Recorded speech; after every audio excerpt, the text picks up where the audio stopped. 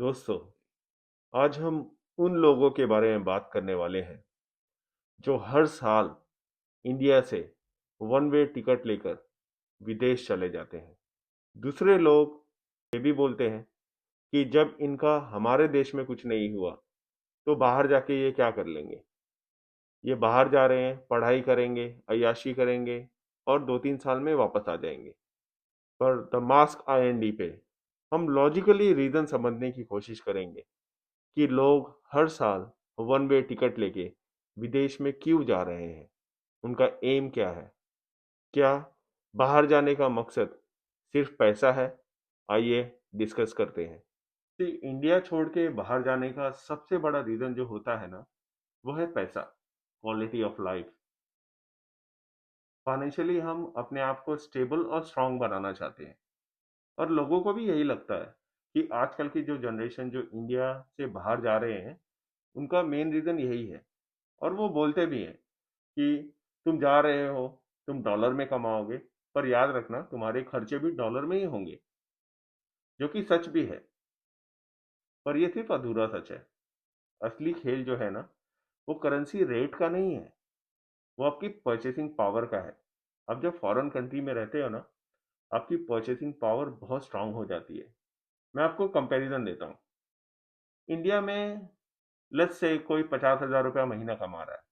अब 50,000 रुपया महीना कमाने वाला वो कंप्लीटली सर्वाइवल मोड पे जीता है, क्योंकि उसकी इनकम का 80% सैलरी तो रेंट या मॉर्गेज भरने में, credit card bill, personal house hold के एक्सपेंसेस, बच्चों के स्कूल फीस। पर फॉरेन कंट्री में जब आप रहते हो और वहाँ के परमानेंट रेजिडेंट या सिटीजन बन जाते हो, तो आपको गवर्नमेंट से बेनिफिट मिलता है। ये बेनिफिट हर एक सिटीजन के लिए होता है। एक एग्जांपल देता हूँ। आपके घर में कोई बीमार हो गया या आप बीमार हो गए, तो आप गवर्नमेंट हॉस्पिटल में जा सकते हो। वो हॉस्पिटल 5 स्टार होटल जैसे होते हैं। आपको ऑलमोस्ट ज़ीरो पैसा लगता है आपका, क्योंकि आप रेसिडेंट हो या तो सिटीजन हो उस कंट्री के। इसी तरह की फैसिलिटी आपके बच्चों की पढ़ाई के लिए भी मिलती है। आपके बच्चे गवर्नमेंट स्कूल में जा सकते हैं, ऑलमोस्ट ज़ीरो फीस होता है। यूनिफॉर्म और बुक्स के ही पैसे लगते हैं, जो कि बहुत ही ज़्यादा कम होता है। और let me tell you, India के प्राइवेट स्कूल फॉरेन कंट्री के गवर्नमेंट स्कूल के आगे भी फेल है। यहाँ के गवर्नमेंट स्कूल का इस तरह का स्टैंडर्ड होता है। उसके अलावा आप वर्क पे हो या आपको कोई इंजरी हो गई है, तो आपकी हेल्थ को प्रायोरिटी दी जाती है। आप घर बैठ सकते हो जब तक आपकी रिकवरी हो रही है। यहाँ पे हर एक कंट्री में डिफरेंट डिफरेंट ऑर्गेनाइजेशन है जो आपकी इनकम का 80% या ऑलमोस्ट 100% टैक्स फ्री पैसा देते हैं आपको, जब तक आप रिकवरी पीरियड में हो। ये भी गवर्नमेंट का एक बेनिफिट है। मैंने तो ये थोड़े से ही बेनिफिट के बारे में बात की है अभी तक। इन सब से आपकी अफोर्डेबिलिटी, आपकी फाइनेंशियल स्टेबिलिटी कितनी बेटर रहती है। वर्स्ट के सिनारियो में भी, जहां इंडिया में रह के आपको इंजरी हो जाए, पहले तो आपकी इनकम बंद हो जाएगी।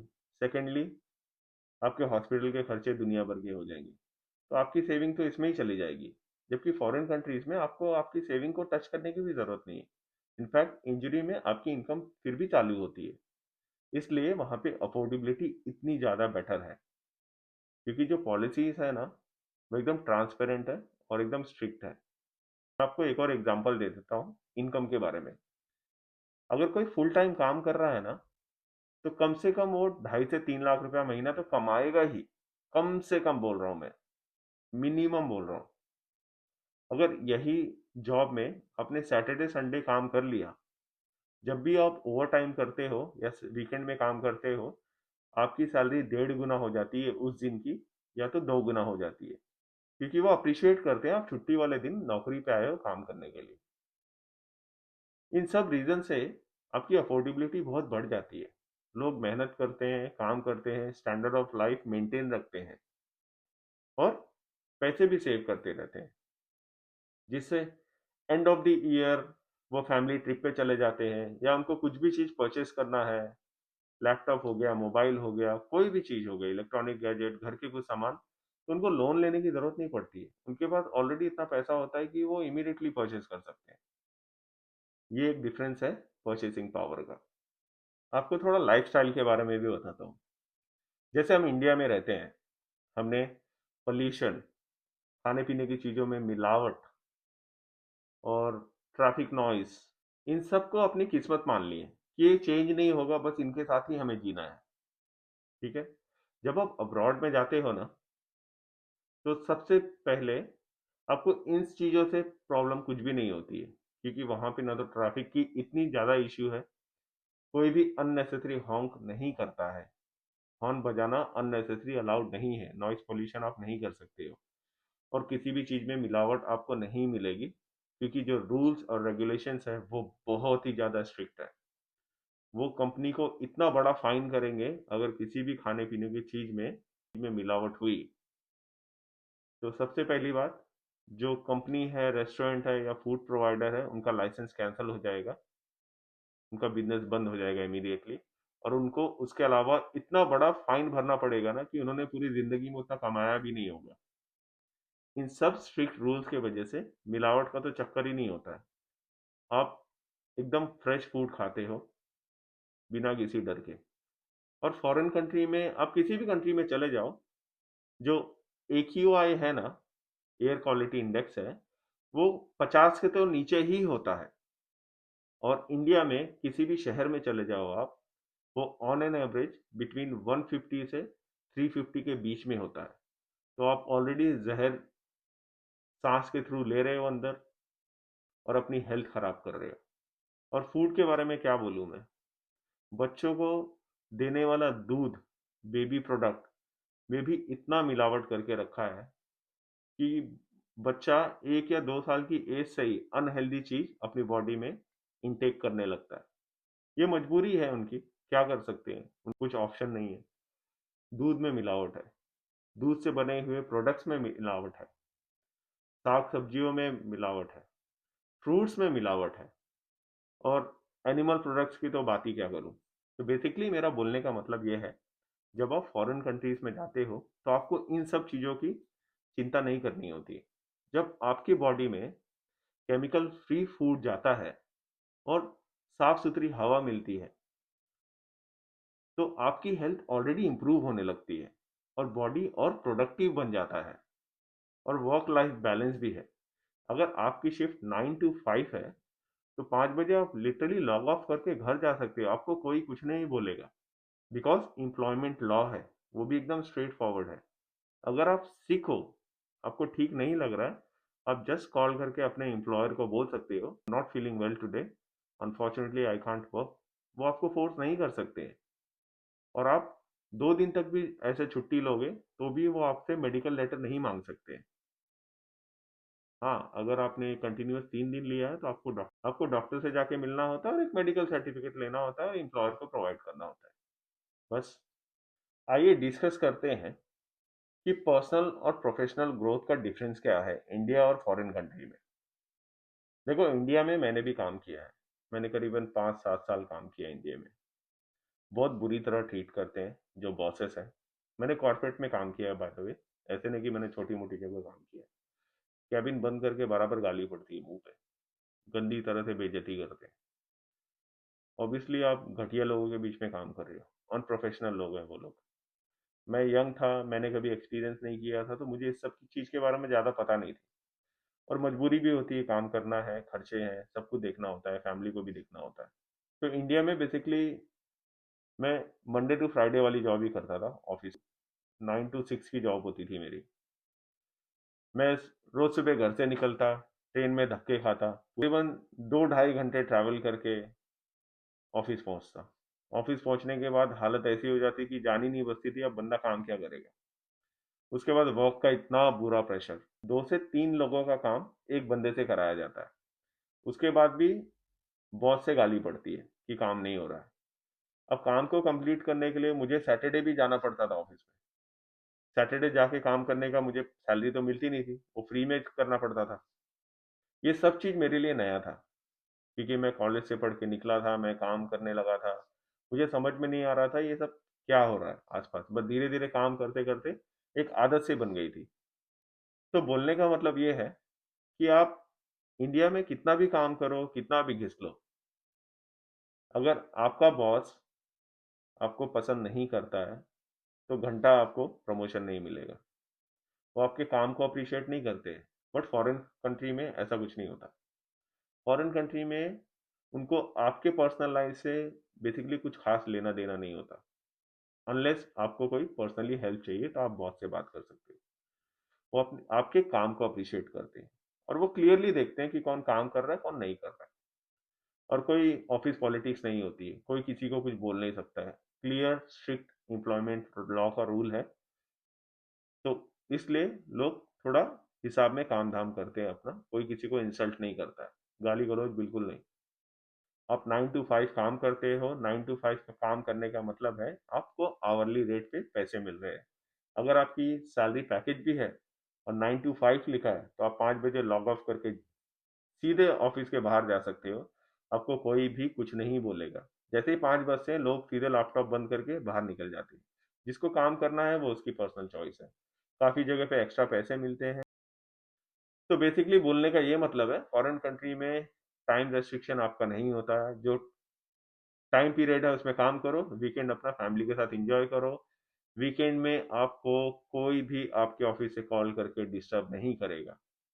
और आपके हार्ड वर्क और आपकी डेडिकेशन को वो क्लियरली देखते हैं और अप्रिशिएट करते हैं। एवरी ईयर कंपलसरी आपको सैलरी इंक्रीमेंट मिलता है। अगर आप अच्छा परफॉर्म कर रहे हो तो काफ़ी जगह पे बोनस स्ट्रक्चर भी होता है। वो बोनस भी बहुत तगड़ा अमाउंट होता है। बेसिकली प्रोफेशनली ग्रोथ करने की बहुत सारी अपॉर्चुनिटी होती है। बस काम करने वाला इंसान चाहिए। दोस्तों, ये वीडियो उन यंगस्टर्स के लिए है या वर्किंग प्रोफेशनल के लिए है जो अभी भी कंफ्यूज है कि उनको अब्रॉड जाना चाहिए कि नहीं। एक सिंपल सा चीज बताता हूँ आपको। अगर आपके पास पैसा है, आप वेल स्टेब्लिश्ड हो और आप हैप्पी हो एज इस इंडिया में, जो भी प्रॉब्लम है आपको कंसर्निंग नहीं लगता है, स्टे इन इंडिया। अगर आप यंग हो, अभी अभी स्टडी खत्म की, फर्दर स्टडी करनी है, या यंग प्रोफेशनल हो और पैशनेट हो अपने करियर के बारे में, प्रोफेशनली ग्रो करना चाहते हो, फाइनेंशियली स्टेबल होना चाहते हो, then definitely make a move. किसी अच्छे फॉरेन कंट्री में चले जाओ। You will definitely see the difference. और ये डिफरेंस इमीडिएटली नहीं होगा। Obviously if you are studying आप इतना काम नहीं कर सकते हो। आप सिर्फ 20 आवर्स ही काम कर सकते हो एक वीक में। बट ड्यूरिंग स्कूल हॉलीडेज आप फुल टाइम काम कर सकते हो। बेसिकली हर 3 महीने के बाद एक टर्म ब्रेक होता है यूनिवर्सिटी में, फॉरेन कंट्री में, जो कि करीबन 3 हफ्ते या 4 हफ्ते का होता है कहीं कहीं पे। उस 4 हफ्ते में आप फुल टाइम कर सकते हो। तो ऐसे करीबन 3 टर्म ब्रेक आती है 3-4 वीक की। उसके बाद एक समर हॉलीडे आता है जो अराउंड दिसंबर और जनवरी में होता है। तो वो 2 महीने आप फुल टाइम काम कर सकते हो। बेसिकली बोलने का मतलब ये है कि फाइनेंशियली आप इतने स्ट्रांग हो जाते हो ना कि आपको आपके पेरेंट्स के ऊपर डिपेंडेंट रहने की ज़रूरत नहीं पड़ती है। काफ़ी बच्चे तो इनिशियली 1 साल का फीस का हेल्प ले लेते हैं अपने पेरेंट्स से। उसके बाद का जो 2-3 साल का फीस है जो भी उनका यूनिवर्सिटी का, वो काम करके खुद ही पे ऑफ कर देते हैं। मैं 2012 में इंडिया से निकला था। मैं भी एज अ स्टूडेंट आया था। मेरे ऊपर करीबन 20-25 लाख का लोन था जब मैं निकला था। तो मैंने वो लोन 2 साल में पे ऑफ कर दिया था। उसके बाद मैंने बहुत हार्ड वर्क की। With in 3-4 years I was financially very very strong. और मैं आपको एक चीज़ बताना चाहता हूँ। वैसे तो घंटा फर्क नहीं पड़ता है कौन आपकी रिस्पेक्ट कर रहा है कौन नहीं कर रहा है, एज लॉन्ग एज आपकी फैमिली में आपकी रिस्पेक्ट है। बाहर वालों से हमको क्या लेना देना है। मुझे बिल्कुल फर्क नहीं पड़ता कौन मेरे बारे में क्या सोचता है। तो बेसिकली बोलने का मतलब ये है कि जब आप फाइनेंशियली स्टेबल हो जाते हो ना, जो लोग आपको पूछते नहीं थे ना वो भी आपको कॉल करके प्यार से बात करेंगे। Apart from that also, you know, आपको कुछ भी चीज़ परचेज करना है, इस car, any luxury thing you can easily buy. It wouldn't bother you a lot, क्योंकि आपकी अफोर्डेबिलिटी, परचेसिंग पावर बहुत ज़्यादा स्ट्रांग होती है। आप अच्छी हेल्दी लाइफ जीते हो, पैसे के बारे में ज़्यादा सोचते नहीं हो। आप इजीली ट्रैवल कर सकते हो कहीं भी अपने फैमिली के साथ without thinking too much about money. आपको बहुत ज़्यादा डिफरेंस दिखाई देता है क्वालिटी ऑफ फूड में, हर एक चीज़ में। लोग कैसे बात करते हैं, आपको अननेसेसरी स्ट्रेस नहीं है, कोई भी आपके लाइफ में अननेसेसरी इंटरफेयर नहीं करेगा। Basically you will have peaceful life to be honest, but yeah at some instant you will miss India. आप फ्रेंड्स फैमिली को मिस करोगे, लेकिन अगर मिस करते हो तो वंस इन अ ईयर जाके ट्रैवल करके मिल के आ जाओ।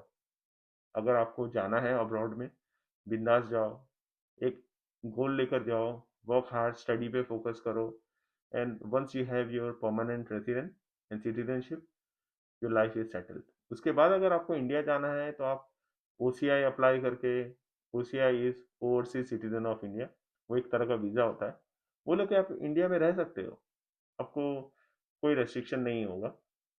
बेसिकली ये वीडियो बनाने का मेन मोटिव मेरा यही था कि I just wanted to educate young Indians कि अगर आपका इंडिया में कुछ नहीं हो रहा, think about it, moving abroad. Student loan ले सकते हो, फैमिली से बात कर सकते हो, जो भी है, समहाउ अगर आप निकल जाओगे ना, you will see the difference. और ट्रस्ट मी, आपकी स्टडी खत्म होने के 1-2 साल के अंदर ही आप student loan, what ever loan you have, you will pay it of everything.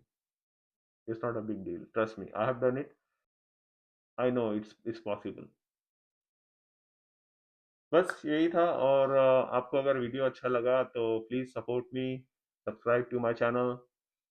It's just I just enjoy sharing my views and thoughts about it. This is one of the way I wanted to communicate with the Indian audience basically. Or yeah, give me your feedback. What you think about my videos? Take care. Look after yourself. अगर कुछ question है तो comment box में डाल देना. I will reply you based on my experience. मिलते हैं अगले वीडियो में, तब तक टेक केयर, गुड बाय।